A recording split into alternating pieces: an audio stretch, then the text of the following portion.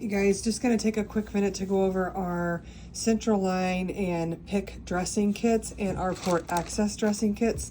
These are new to the facility. Again, we're just streamlining supplies, transferring everything over to Cardinal Health. So you will no longer see the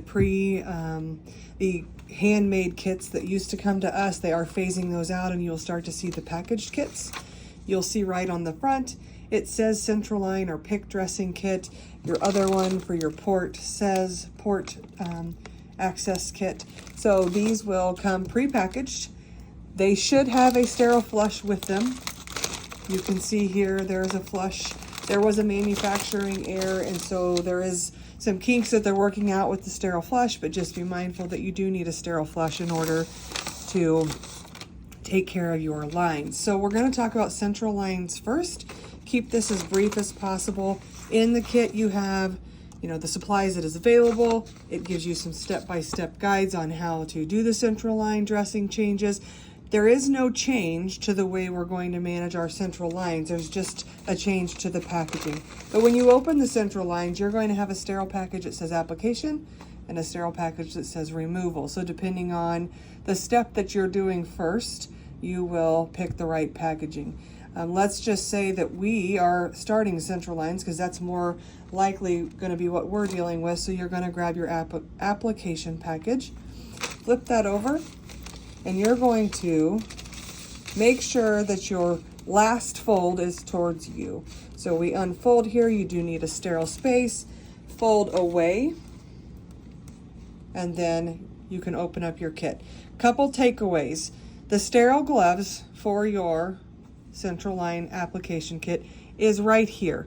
Sometimes this may be very challenging to get to. I recommend, if possible, grab a pair of sterile gloves to have nearby in the event you need to apply those sterile gloves so that you can then start to access all the material in your application. So within that, you do have your sterile gloves here. You also have the Purell clean your hands before you apply your sterile gloves. You've got your chlorhexidine swab, you've got a 4x4, and then we are being required to use Cavalon every time unless there would be a patient allergy or skin concern to make sure that we are applying these dressings appropriately. And then there is no significant surprise with the Tegaderm. It does have the one with the CHG packet or little rubber piece in there. You've got your stat lock, and you would continue to dress your central line appropriately. The main takeaway is making sure that you are opening this sterile field, one, keeping it sterile and maintaining it. I know that I don't have sterile gloves on and did not do that exactly how we would do in the event that we are dressing that, but to make sure that you don't break sterile field. Similar concept with your port dressing kit. Take all your packaging out. This also has a removal and application. Since we opened the application for the central line, we'll open the removal for the port.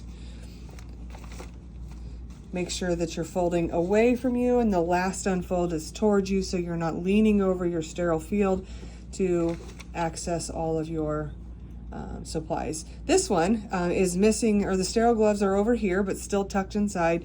You've got your hand sanitizing. Hopefully we've already washed and sanitized our hands. We have 2 masks in there, one for you, one for the patient, and then a 4x4. So nothing trivial about removing a port or dressing a port, just that the application packaging is different. I'm gonna look at this one as well.